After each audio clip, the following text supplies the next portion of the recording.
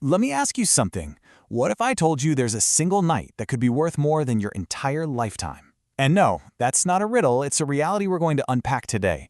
We're talking about Laylatul Qadr, the night of power.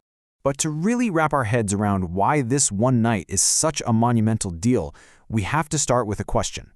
A question that really troubled the first generation of Muslims. In the spiritual race for God's pleasure, can a short life ever hope to outcompete a long one? You see, the companions of the Prophet Muhammad, peace be upon him, had this incredible spirit of, let's call it, spiritual competition. They weren't just passively practicing their faith, oh no, they were actively racing each other to do good. And this quote from Omar ibn al-Khattab, it just perfectly captures that whole mindset. He had a benchmark, a person he was always trying to catch up to in goodness, his best friend Abu Bakr. So, this intense drive, this desire to be the best, it set the stage for a really profound spiritual problem. Because they weren't just racing against each other anymore. They were racing against history itself.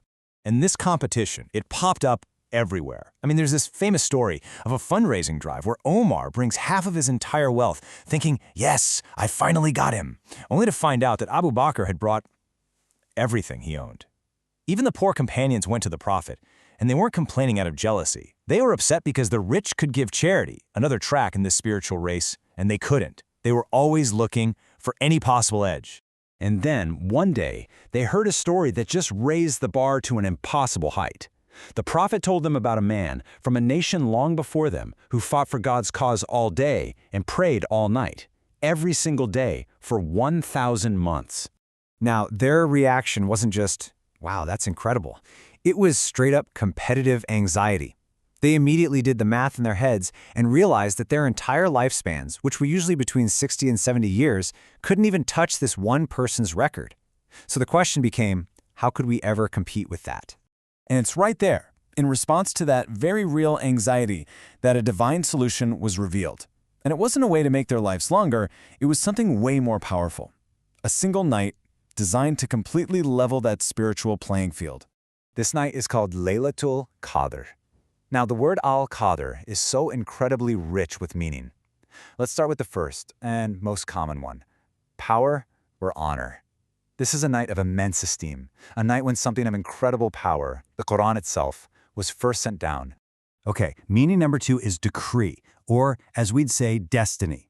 The belief is that on this one night, the destiny for every single person for the entire next year is decided. It's written down by the angels. Your money, your health, your lifespan, every major event. It is quite literally the night of destiny.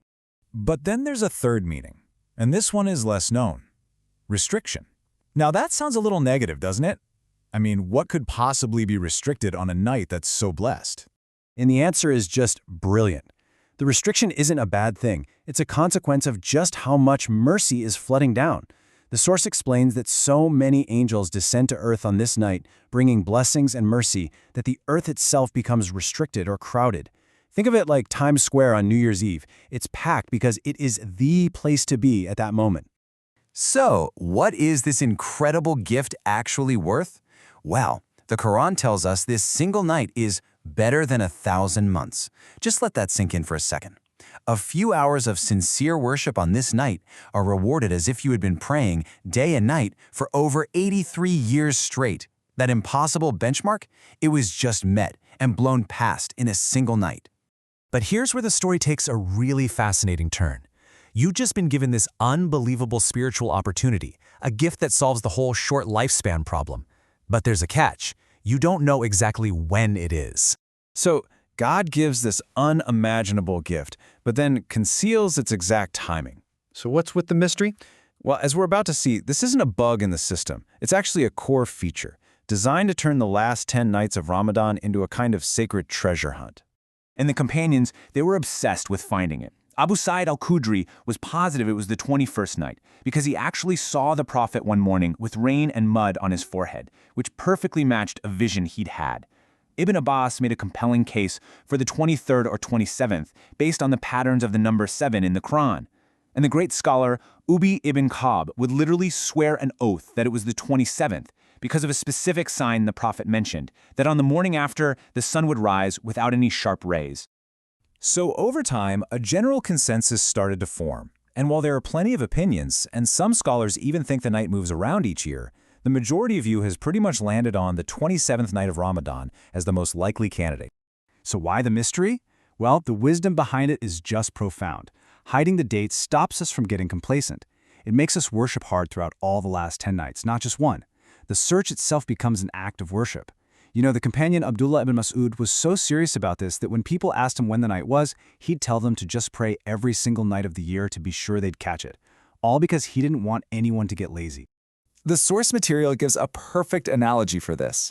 Imagine someone hands you 10 keys and says, one of these opens a vault filled with gold. What do? Do you just try your favorite-looking key, maybe the 7th one, and then just give up if it doesn't work? Of course not. You would try every single key until that vault opens. Well, the last 10 nights of Ramadan, those are your 10 keys. And all of this brings us to the ultimate resolution of our story. See, the initial problem was a problem of quantity, a fear that a short life meant less reward. But the solution to that problem reveals a much, much deeper challenge. The gift of Laylatul Qadr absolutely solved the quantity problem, period. Catching this night just once gives your spiritual bank account a boost of over 83 years.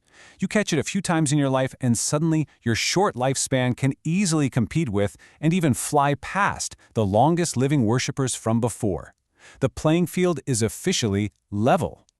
But this introduces a new and I think more profound challenge. The prophet once said that his community would one day be huge in numbers, like the foam of the sea, but that its quality would be poor.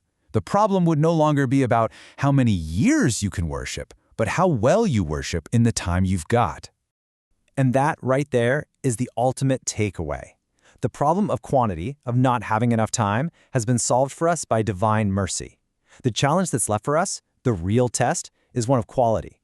It's not about stacking up thousands of months anymore. It's about what you do in those few, precious, super concentrated hours.